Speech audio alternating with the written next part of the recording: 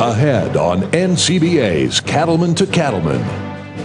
We'll show you the variety of ways NCBA helps build beef demand. Plus, a report on the annual Safety Summit and how the industry is working to improve beef safety. And now, NCBA's Cattleman to Cattleman with host Kevin Oxner. Hello and welcome to NCBA's Cattleman to Cattleman. I'm Kevin Oxner. Thanks for joining us. Recently, the U.S. Environmental Protection Agency and the Army Corps of Engineers proposed an expansion of their federal authority over waters of the United States. Under this expansion, essentially all waters in the country would be subject to regulation by the EPA and the Corps, regardless of size or continuity of flow.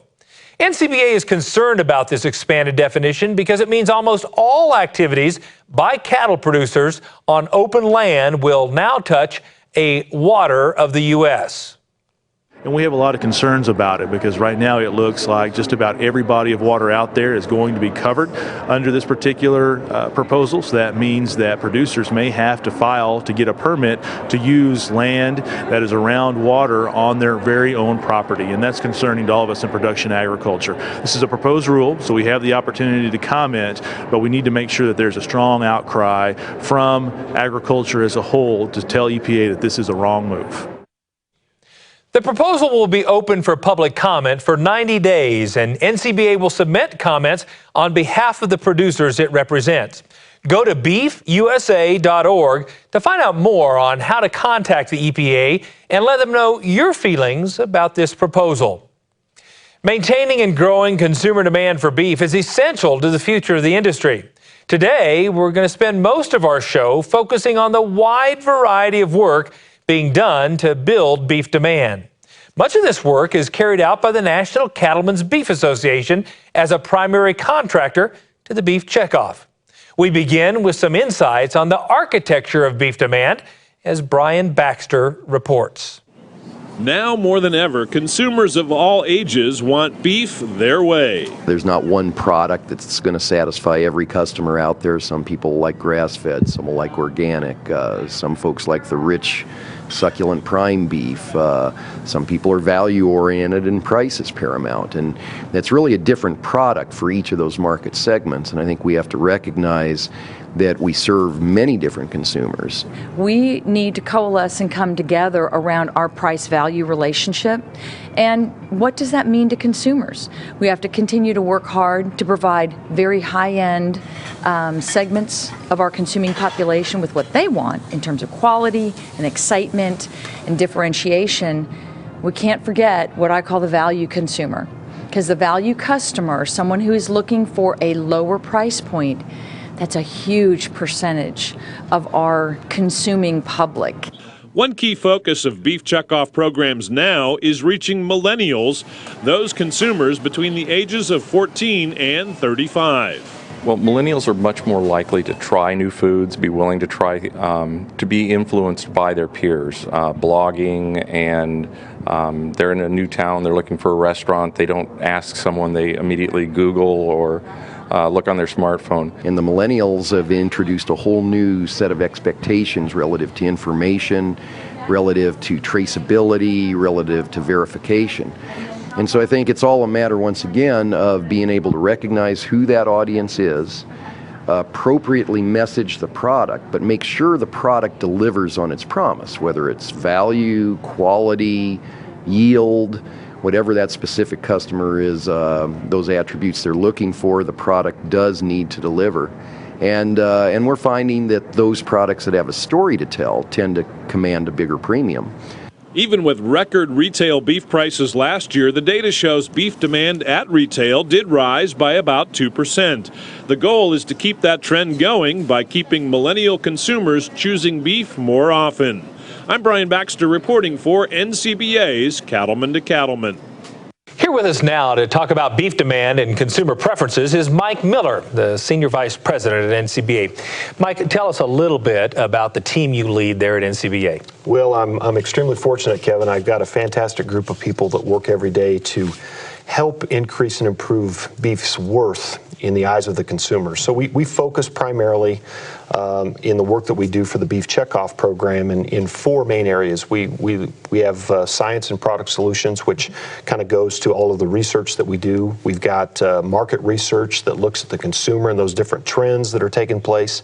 We've got issues management, which helps us work through our seems like daily issues and crises that we face as an industry. And then we've got a group of communicators, our integrated communications team, that really works with retail and food service, direct to the consumer, all of those promotional items. So we've got a lot of different work going on in a lot of different areas.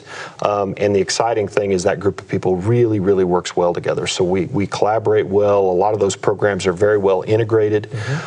So we're really able to take it from kind of the research foundation that we've been a part of for a very, very long time and take it all the way through to the consumer in a meaningful way to help answer the questions that they have about beef, how it's raised, taste profiles, all kinds of different things. And so why is this so important to beef producers? Well, it's important simply that the consumer needs a good one-stop shop location to go for all the different questions that they have about beef. We do a lot of foundational research, kinds of research that other folks just don't do. And so if the Beef Checkoff doesn't do that work, more than likely it's not going to get done. And so we've been able to, over the course of time, fill a bunch of research gaps that I think might have been created had it not been for the Beef Checkoff program that's obviously paid for by producers here in the United States. We do an awful lot of interesting work and look at the consumer from a market research standpoint that, again, isn't put together to look at a specific brand of beef, but to look at beef in general. And again, we're the only group that does that kind of work for producers so that we can find out what's going on in the consumer's mind and try to help answer those questions that they have. Issues management is one that really is a tremendous asset for our industry. It seems like every day we're faced with another activist group or some kind of a beef recall. We've got one location that we get together as an industry and talk about those things and try to find the best way forward. So again, we get the right information out to the right folks. And then finally, our integrated communications team and all the work that they do, again, a work that is done for beef in general, beef producers in general, and really help the consumer get to those things that they really need. You know, looking for a recipe at the last minute, we've got an answer for that. And that focus has changed a little bit over the course of time, but again, I think that it's a very, very valuable program for producers today, as it has been since 1985 when the program got started. So let's focus more specifically on demand building. You know, we talk a lot about the increasing price of beef and the need to really try to build demand and make that consumer want beef. Tell us about some of the specific work you're doing to continue to grow the demand for beef. Well, one of the things that we've done here in the last 6 to 9 months is we've really refined our focus. And so we're focused an awful lot on the millennial generation. So these are folks that are, you know, between, say, late 20s and early 40s that in most cases have a young family and have a lot of questions about how and where beef fits in that diet for their family. And so with the decline in resources over time, it's imperative that we focus. That's been the group that we've really worked hard on. And the important thing is that the questions really aren't that much different today than they typically have been. You know, taste, tenderness, safety. So there's this bucket of questions that they've tended to have over time. But now the questions, especially from this group, go to how is the beef being produced? I have some questions about production practices. And so we've got to make sure that we're there and able to have that dialogue with those consumers. So I think overall probably the biggest thing that they question today is price. And we've spent an awful lot of time in the last several years talking about price. why it's increased and why it is where it is. But once you get through that, fundamentally those questions tend to stay relatively standard, and we're there to help them provide a solution to get those questions answered and hopefully make it easier for them to choose beef. You mentioned a lot about this millennial generation. I'm curious, what are the other demand trends that you're following in terms of whether it be eating habits or eating preferences or what have you? Tell us about some of the other demand trends. Well, it's interesting, Kevin. This group that we're really focused on right now, they tend to eat quite a little beef themselves. Mm-hmm. But when it comes to choosing beef for their children, that's where they run into some issues. So convenience is a big one. For this generation, convenience is huge. And so making sure that they understand that there's a lot of very convenient beef items, a lot of very convenient beef preparation methods that in a lot of cases they're just not aware of. So inherently what they do when you think convenience in this day and age, they choose a lot of chicken. So we're trying to help them find ways and opportunities to utilize more beef and beef products. So that's probably a big one right now. Fundamentally, they've got a lot of questions about a lot of different things, as I think all generations have in the past. But this one really wants to spend a lot of time talking about, tell me about how you do this and how these animals were cared for. And so there's a lot of very interesting questions, a lot of very interesting dialogue that takes place with those consumers. I've got a few more questions for you, and we're going to continue our conversations with Mike Miller right after this commercial break. Stay with us. We'll be right back.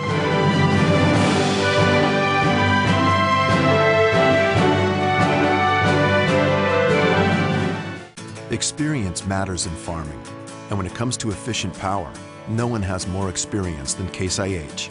Our industry-leading SCR engine technology has powered over 35,000 pieces of equipment and has over 17 million operating hours in North America alone. It was the right solution from the start, and it's proving itself right again as our new generation of Tier 4B equipment takes to the field. Proven power, proven efficiency, proven in the field. Case IH. Be ready.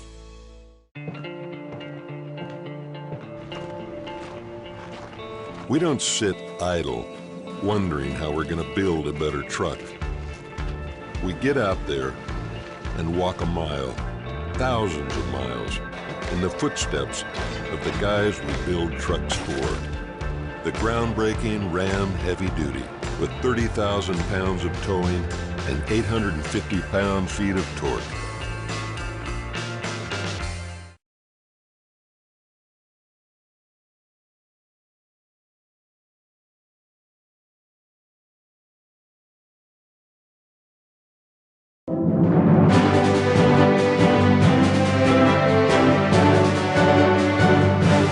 Welcome back. Mike Miller, Senior Vice President at NCBA, is with us discussing the important program work that he and his staff do. Mike, we were talking about demand drivers and specifically consumer preferences, and I'm curious to know, how are some of those changing preferences we were talking about really impacting the overall demand for our product? Well, there's a lot of different moving parts. I think one of the things that we've done a great job here over time, especially from a fundamental or foundational research standpoint, is focusing on those things that we would consider to be table stakes. One of those is beef safety. So we sometimes take that for granted, especially when we go through a period of time where we don't have any big recalls or we don't have anything that's popping in the media. But we've got a team of folks at work every day at NCBA that are consistently looking for those things that might be what's next, what's coming at us. And I wanted to ask you that question. So what are specifically some of the safety issues that you're working on? You've made tremendous progress in E. coli. What are some of the other issues? Well, I'm glad you mentioned E. coli. That's a work that I think our industry will always look at as kind of a work in progress. Yeah. There's a lot of different things going on there, a lot of different research that continues there, but our industry has done a fantastic job of getting a handle specifically on E. coli. The next one we're probably going to be talking about is salmonella. Now, salmonella is typically an issue that is tied to other proteins, not necessarily beef, but we do think that we've got some reasons to really investigate and find out what's going on with salmonella in beef before it ever gets to a point where it's a real big issue for us. So it's part of my team's job, and I think the beef checkoff and producer's job to make sure that we're looking forward, and I think that's one area that we're really focused on and probably will be for the next several years to make sure that we're ahead of the curve on that one. Earlier today in the interview, you talked about the role you play in research. And as we look to the future of beef demand and think about future cuts and future cooking options, can you tell us more about some of the research priorities you have?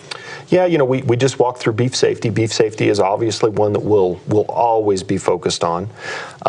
We do spend a lot of time with the product, looking at new solutions, trying to find new cuts or new ways to prepare. So we've got a group of culinarians that really work every day trying to find what's next. And they spend a lot of time looking at trends globally. What's the next big trend in culinary, talking to a lot of different chefs from around the world. And so they really focus on watching all of those different things because that does tend to come home to roost here in the United States and does have an impact on overall demand profile for beef. Kind of a new area that we've been spending some time on is sustainability. Again, it goes back to these questions about production and kind of where we're headed, our footprint as an industry. And I think that we'll be glad to know that we've got a very good and strong positive story to tell there, but that's science that is really just kind of emerging now. So I think that our industry will spend some additional time looking into that over the course of time, but I think right now it's an area that we've done a lot of very good foundational work, and we'll probably have to continue over time. But again, a real good positive story coming out of all those different areas. And I last but not least is nutrition. We've got a big year coming up. We've got another look at the U.S.'s nutritional guidelines, and we want to make sure that the research that has been done is in a good enough, tidy enough package for those people that are going to be making those recommendations so that they keep beef front and center as a protein option in those guidelines. So awful lot of work going on, and we could spend all day talking about all the different programs from a research standpoint, but those are some highlights, some high-level items that we're working on over time, and I think the real important ones for producers. So what else would you add as you look to the future for NCBA in the next couple of years? What do you see as some of the key priorities, Mike? I think we've done a good job as a team, as an industry, in partnership with all of the volunteer leaders that we've got out there to really look forward and make sure that we stay kind of on the cutting edge where consumers are headed, where the questions are headed, where some of these beef safety kinds of things are headed. And so I think that from a integrated communication standpoint, we're going to really focus on that millennial generation and trying to find what makes them tick. How can we get them to believe that beef is fundamental to their diet, and we want them to make sure that they choose beef more and more often as we go through time. We got to make sure from an issues management standpoint that we stay on top of all the issues of the day and look forward and hopefully find those things that we can address before they become issues for our industry. Research, we spend a lot of time talking about research. I think we've got a lot of great work there. And again, a group of people that are really focused on what's next as opposed to being in a reactionary position. And then our market research folks are always hard at work trying to uncover the next gem as it relates to where the consumer's mind is, where they might be headed. And I think that work is going to continue to help us prepare for all of the different movements that we need to take as we go down the road. Our group and our industry has to be very, very focused. These resources are extremely valuable to both us and our producers, and I think that we're doing a great job of making sure that those resources are focused in the right areas. Well, as a beef producer, I really appreciate all that you and your team does for driving demand for beef, and I wish you all the best of luck in the future, Mike. Thank you, sir. To find out more about all the efforts to build beef demand, visit our website. That's cattlemantocattleman.org. Stay with us. We'll be right back.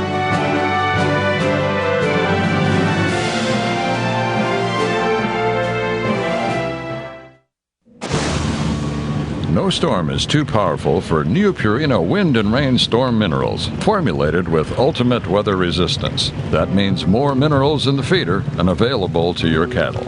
Wind and Rain Storm Minerals provide more consistent intake and balanced mineral nutrition to optimize herd health and breedback rates. See the difference at your local Purina dealer or visit cattlenutrition.com. Wind and Rain Storm Minerals, another way Purina is building better cattle.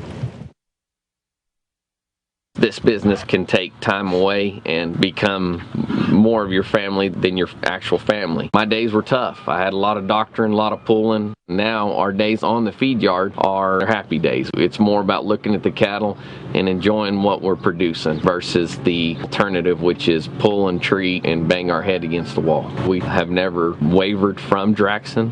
We've seen the benefits just keep getting better and better.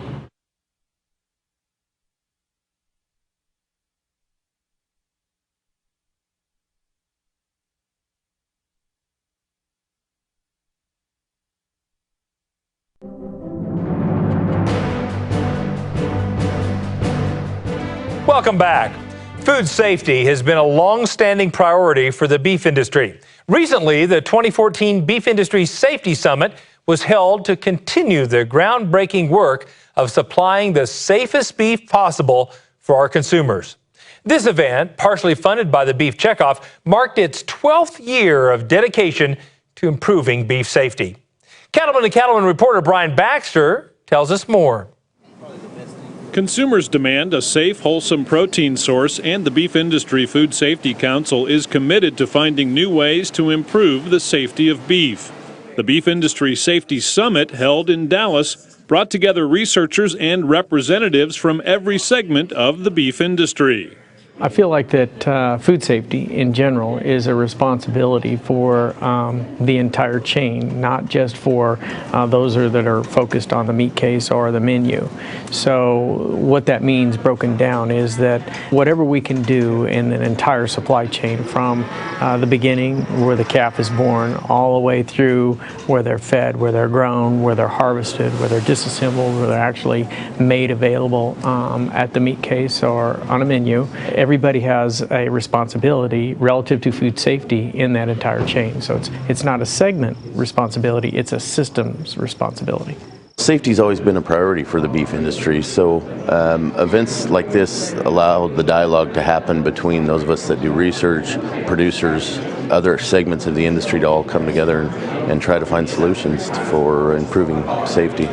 Food safety is a shared issue where food safety successes benefit everyone in the industry, and the industry wants to find ways to do things better, and doing better means keeping vigilant and really looking for control of these foodborne pathogens.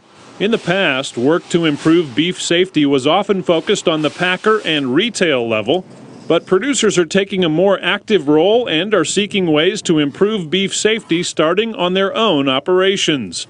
Several beef producers attended the Safety Summit to learn about the latest research and technologies. This conference is a great conference. Me as a cattle producer, I've already learned a great deal, and I look forward to learning more about the general concept of food safety. If there's new technology that's being made available or being discovered around food safety and what we can do on the pre-harvest side, that's a great opportunity for me to be a better cattle producer and a better member of the National Cattlemen's Beef Association. NCBA, as a contractor to the Beef Checkoff, is committed to help the beef industry provide safe beef to consumers. NCBA's dedication to improving beef safety is yet another membership benefit and creates value for all beef producers. The NCBA is important to me personally. I'm a member, I have been for a long time, I'm a cattle producer, but as an organization, it really is the voice of many people like me, where they get to deliver the message, but they also are engaged in the issues that affect cattle producers. And food safety is fundamentally important when it comes to cattle production and beef production. It really is the price of admission, and NCBA being engaged in food safety and being engaged in meetings like this is critically important because it helps improve the safety of beef. It helps convey the message that beef is a safe product and it is a wholesome product, and that is reflected in the price that all people receive in the beef value chain. At the Beef Safety Summit in Dallas, Texas, I'm Brian Baxter reporting for NCBA's Cattleman to Cattleman. Joining us now to talk more about beef safety and research is Mandy Carr, Executive Director of Science and Product Solutions at NCBA. Mandy, tell us a little bit about the team you lead and specifically some of what you do as a team. Sure. Our team is called Science and Product Solution, and it's made up of our group of technically trained research scientists that really lead the traditional research programs. We also have a group that lead our innovative beef solutions, as well as our trained culinary staff, and they work to develop new beef recipes and ways to prepare beef that really meets the consumer's needs of today and follows culinary trends, which is part of the expectation today. And you mentioned research. Specifically, what areas of research are your team focusing on right now? So from a traditional standpoint of research, we really focus on those that have been the foundation of the checkoff, as well as for NCBA for many years. And that includes things like beef safety research, so a real focus on finding solutions, particularly in pre-harvest, to make beef safer. Additionally, product quality research, so tenderness, juiciness, flavor, expectations of a consumer. Nutrition, so really how does beef fit in a healthy diet, as well as sustainability, so proving that beef is a sustainable protein choice for consumers today. Now, Mandy, I know that beef safety is an area that you are personally very passionate and quite expert in. What are some of the key areas that you're focusing your ongoing research in terms of beef safety?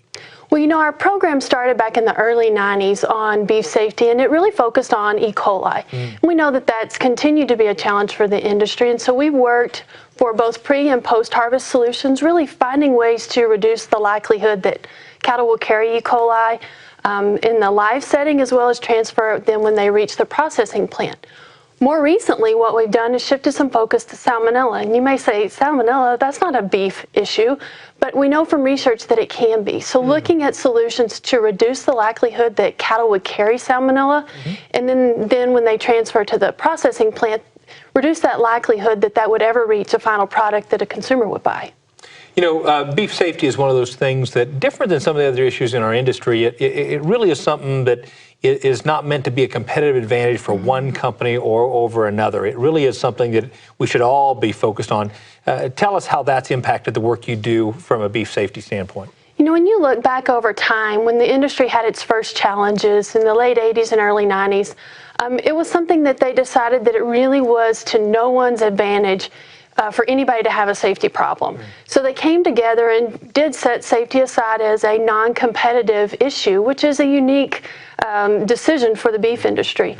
So what they've done over time is the industry comes together, fund research, they share their learnings from failures as well as when they've had success, so that everybody can gain from that knowledge. And that's really been a model that's been held up to other food industries as a way to approach safety challenges.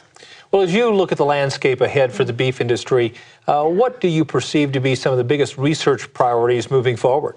You know, research is a very fun, it's a dynamic and ever-changing field, but it's one that takes patience to do it right. And that's something we're really strive to do. The good thing is we have some really great process for input to make sure that we take producers' input through our checkoff committees on safety, health and nutrition, all the way to freedom to operate, on what are the key issues that they believe are important, all the way to engaging with industry experts to make sure that the programs we do actually are implementable for the industry. So we work through all those pieces, and where we're headed, I think, in two great examples is really trying to understand what causes inconsistency in flavor when you sit down and have a great beef meal. Other options are things like, how do we prove with science that the practices producers use every day to manage their pastures or to formulate their rations do prove that beef is a sustainable product? Because that's important for our retailers and food service that sell our product to consumers every day. Well, Mandy, you have an exciting and incredibly important job. Thank you for all you and the rest of your team do for the beef industry. Thank you. To find out more about NCBA's beef safety efforts, just visit the Center for Research and Knowledge Management's website at beefresearch.org. Still to come on Cattleman to Cattleman, We'll talk with two leading beef researchers about the effort to create leaner beef. Stay with us. We'll be right back.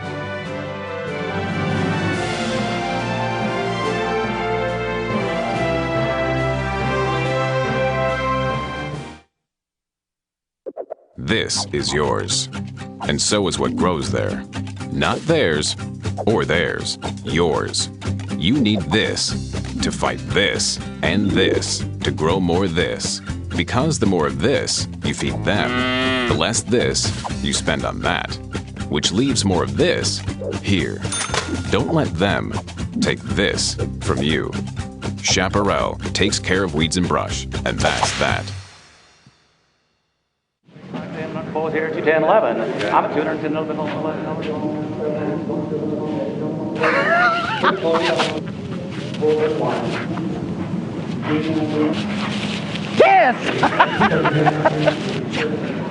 Joe. Todd, how'd you do? Oh, not bad.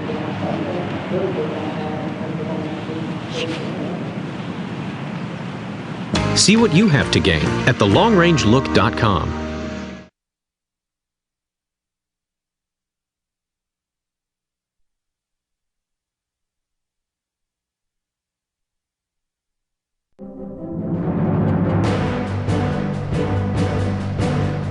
Welcome back to Cattleman to Cattleman. I'm Kevin Ochsner. This year, the Beef Checkoff published Lean Matters, a booklet that chronicles beef's 4-decade evolution to a leaner product. It's a collaborative effort between the Beef Checkoff, USDA, and leading research universities. Here to discuss Lean Matters are two people who were involved in the project, Dr. Keith Belk and Dr. Dale Warner of Colorado State University. Gentlemen, thanks for coming to the show. Oh, thank you. Dr. Belk, I'd begin with you. Let's go back to the 70s and 80s. I remember that campaign, the war on fat. What were the key drivers that caused the beef industry to really focus on the war on fat? Well, for many decades after World War II, we had produced cattle that were pretty fat. I remember cattle when we were showing when I was young that were short and they were pretty obese. And starting in probably the 1970s, maybe the early 1970s, consumers started to express displeasure with the fatness of beef. They were becoming a lot more health conscious. And of course, foods that were high in fat content just were not satisfactory any longer. And so the industry initiated a campaign to remove that fat from the beef product and address consumers' needs and wishes. So for 40 years now, we've been working on developing new technologies that would improve the nutritional content of beef. So what were some of the tools, the decisions that beef producers used to begin winning the war on fat? Yeah, I think as we look back 40 years and the introduction of the dietary guidelines, we've seen a reduction of fat genetically and improving the genetics of cattle, introducing European breeds of cattle to reduce fat. Also some feedlot technologies and feeding cattle differently to different endpoints and using feed additives to achieve that as well. Anything else that you would add, Dr. Belk? We've done a really good job even at the packing plant level of the industry. The packers today remove all of the external fat that's on the cuts of beef that are then sent out as box beef to retailers. The other thing that's happened is there's a lot more boneless product offered for sale in retail display cases today. And so when you make products boneless, that gives the packers the opportunity to take more of that fat off while it's in the packing plant. Now, I understand the project Lean Matters really chronicles the advancements and the progress we've made over the years. Maybe highlight some of the key elements of that report. I think Dr. Belk touched on one of the primary ones, and that's fat trim. And at the retail level, we've seen fat trim decrease drastically, anywhere from a ½ inch, ½ inch, and now to 1/8 inch or even 0-inch trim. Wow. And I believe that has the largest impact on the overall fatness of the cuts, the overall nutritional profile of the cuts, reducing both total fat and saturated fat in the diet, which are the two primary concerning fats for most all consumers. And why does this information matter? Why should our viewers be concerned about and interested in this whole research effort that chronicles our great progress in this area? The most recent change in the meat industry from a regulatory perspective is mandatory nutritional labeling. This information resulting from the research that we've conducted along with Texas A&M and Texas Tech University has updated the standard reference. That standard reference is now used as the primary source for nutritional labels of single ingredient meat products. Dietitians, health professionals, and individual consumers use that information on the label and published elsewhere to make daily consumption decisions, daily health decisions, etc. Any other benefits that you see, Dr. Belk? Well, I think that this gives the entire industry an opportunity to market some additional features that are associated with beef. In 1990, there were only 7 cuts that were classified as lean by USDA standards. Beef. Today, there's over 38. Wow. And so that gives the consumer a lot more opportunities to include beef in the diet, but still purchase a product that's extremely lean and healthful. Well, thank you so much for coming. I'm anxious to get my hands on that Lean Matters report. You can check out the USDA database yourself. Just visit the website ndb.nal.usda.gov. There you'll find nutrient information on over 8,000 foods. Still ahead on NCBA's Cattleman to Cattleman, we'll check in with our good friend Baxter Black, plus another visit to the kitchen for a beef recipe that's sure to warm you up on a cold spring day. Stay with us. We'll be right back.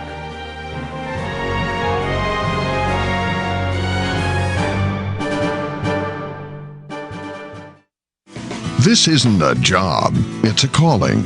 Your hard work helps feed the world. Being linked to those who care for the land is our calling. For more than 175 years, John Deere has been a proud partner of the cattle business. That's why we bring you special NCBA member discounts, so you can get the right equipment, strong, rugged, versatile, and ready to work hard.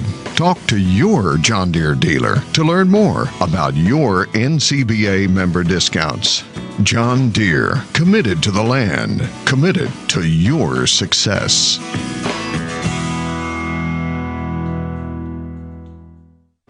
Hello, I'm Kevin Ochsner, host of NCBA's Cattleman to Cattleman.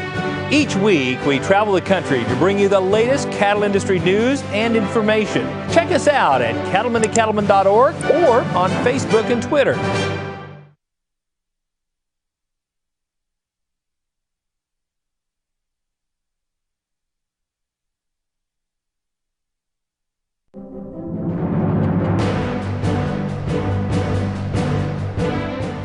We're back in the kitchen with Laura Majors, one of the recipe testers from the Beef Culinary Center. And Laura, I see you brought the slow cooker with you today. You know, we use a slow cooker a lot in our household. Why do you think it's become such a popular way to fix beef? Yeah, Kevin, it's a popular way because you can take some of the larger cuts from the shoulder, from the rump, from the round, and you can cook it all day and come home and at least part of the dinner's already made. You bet. And then the reason we call it four-way is that you can take that beef, shred it, and then add different sauces or different ingredients to finish it off with to a lot of different flavors from different cultures, and we're going to show you 4 different ways to prepare it quickly. Well, that sounds very exciting. Let's get started. Okay, the first thing we want to do is make sure that the beef is done. Okay.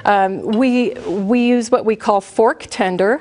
You're going to pull the pieces out of the slow cooker, and you put it on like this, but I want you to see how easy this fork goes in, and that's fork done. Very good. And then to shred it, you can just take a couple of table forks and pull it apart, and you can see how easy that pulls apart. And you'll want to do that to the whole roast. Okay. And then you can make several dinners with this, or one, depending on how many people you have to feed. Okay, and so now you've already got some shredded roast beef, it looks like. Yeah, we have a little bit shredded here. We're going to show you the Indian, East Indian way that we would do this. We're going to add just a little tiki masala sauce. Okay. Stir it up in there, and then this is what it's going to look like, just sauce, and depending on your finish, you're going to use either salsa or tikka masala, or for a Mexican dish, you could use any of your salsas or Mexican sauces. Barbecue sauce also works. And then you'd want to cover this up, put it in the microwave for a minute to heat everything up. You might have to stir it once, put it back in, and then your meat is all heated.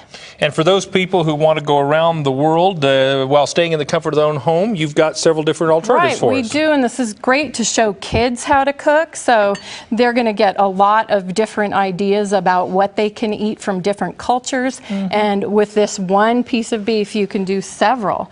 Have a party and roll out a whole bunch of different sauces from different countries and ingredients. Well, tell us about these. Okay, thanks.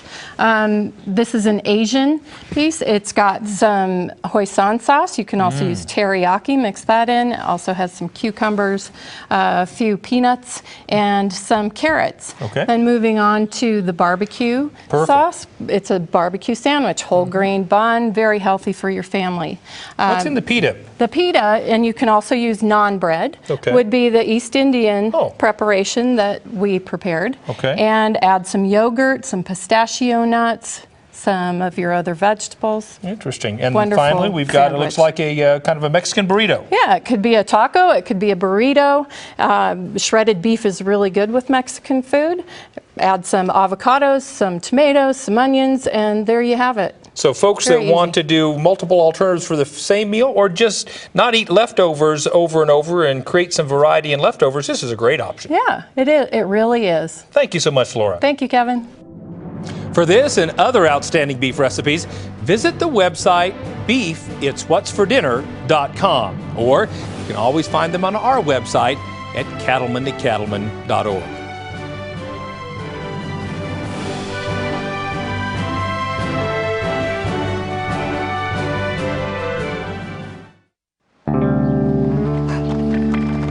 Its arrival is as routine as the truck that brings the next load of calves.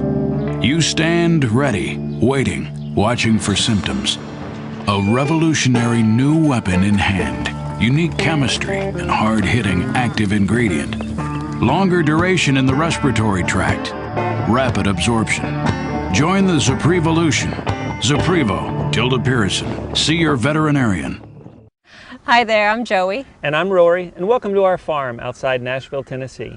When we go to work, whether it's on tour or here at home, we wear the West. That's right, where it's that perfect snap shirt or that perfect pair of boots. When you wear Roper, you wear the West.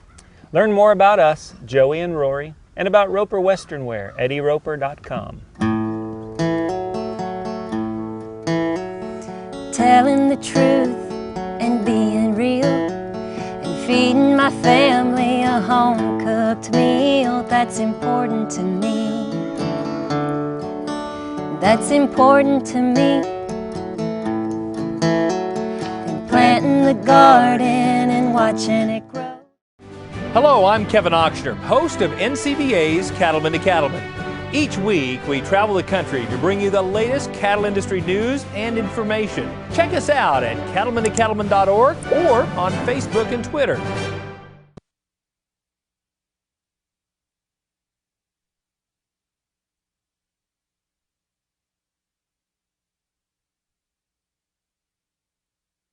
We know who made that hitch. We know who cut the steel, who milled the ball, and who welded the seams. We know who tested, measured, and checked. We even know who thought the whole thing up. We're B&W, and we know your hitch. Because we don't make them halfway around the world. We make them all right here. B&W.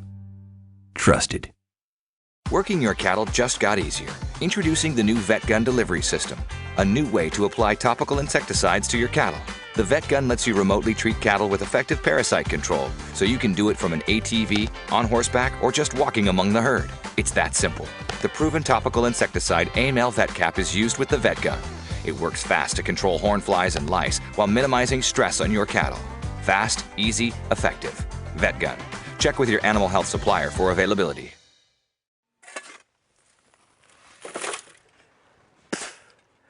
Most family farms and ranches are a team effort. I live around them, help them with their cows now and then. I see them at the ag meetings, at the school sporting events, and at church. The bigger the family, the less help they need from outside. They're pretty self-supporting as far as labor goes, this bunch. Their responsibilities are pretty clear, from feeding the cows to checking the dog's water. The dad is usually the boss.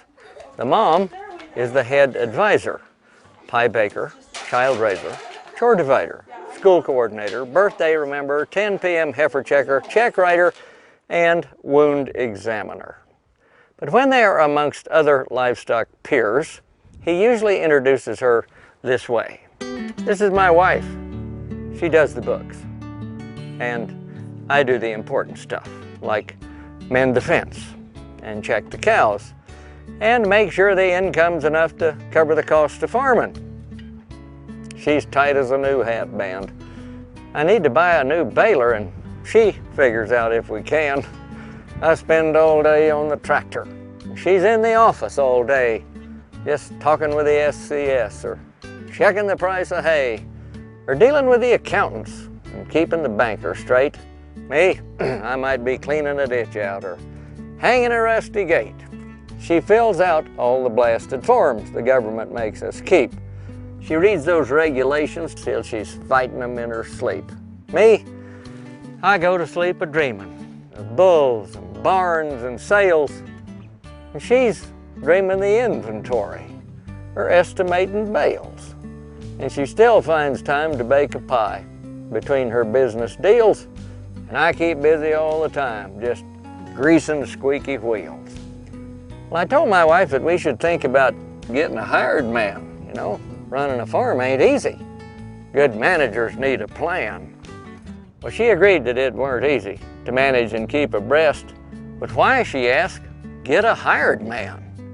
I've already got the best. This is Baxter Black, the hired man from out there.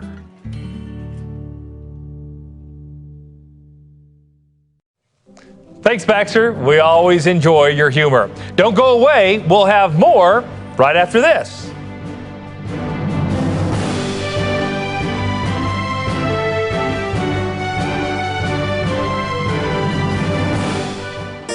When it comes to your land, it pays to be smart. At New Holland, smart means giving you a wide range of options to fit your needs, like smooth cutting, plug-free conditioning, and versatility. Smart means putting more hay in the bale and leaving less in the field. It also means providing exceptional after-sales support and growing a legacy that goes far beyond equipment. That's New Holland Smart. Visit your local New Holland dealer today.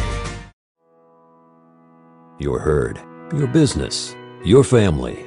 You've always protected what matters most, so you know how important vaccinations are for healthy cattle. And with Vista vaccines from Merck Animal Health, you know you're covered. No other vaccine works like Vista. Only Vista gives you complete dual-action pneumonia protection and complete one-dose fetal protection for the entire pregnancy. Protect what matters most. Talk to your veterinarian or animal health supplier about Vista. It's the official monthly publication of the National Cattlemen's Beef Association. The National Cattleman is produced exclusively for NCBA members and includes coverage of the news and events affecting our industry. Every issue includes market analysis, feature stories, and practical management tips. Start receiving your copy of The National Cattleman. Call 866-USA-BEEF or go online to beefusa.org and join today.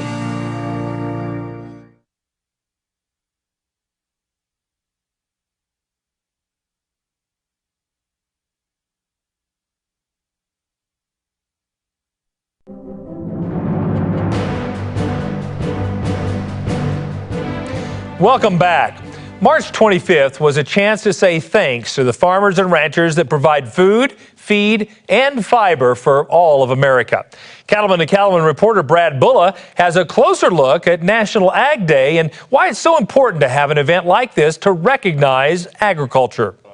Hundreds of agriculture advocates came together in Washington, D.C. to help celebrate National Ag Day.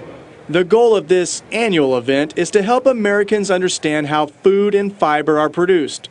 and what impact agriculture has on our daily lives and the economy. National Ag Day is 41 years old, and it's a great program that's been in place and sponsored by the Agricultural Council of America to work to try to make the connection between all the hardworking men and women on farms and ranches around this country and the policymakers here in Washington, D.C. and the consumers. This event is about making sure that we have the opportunity here in our nation's capital and around the country to celebrate the industry of agriculture and make sure that we have the opportunity to advocate to those who are in positions of leadership here in our country. Attendees enjoyed a day full of events and activities highlighting agriculture's importance. Members of FFA and other youth groups joined in the celebration, and some of them visited Capitol Hill to share their views with lawmakers. We bring in 4-H'ers, FFA'ers, and the Ag Future of America students to town to also engage in this process because they need to learn at an early age that you have to be a part of this process in order to influence it.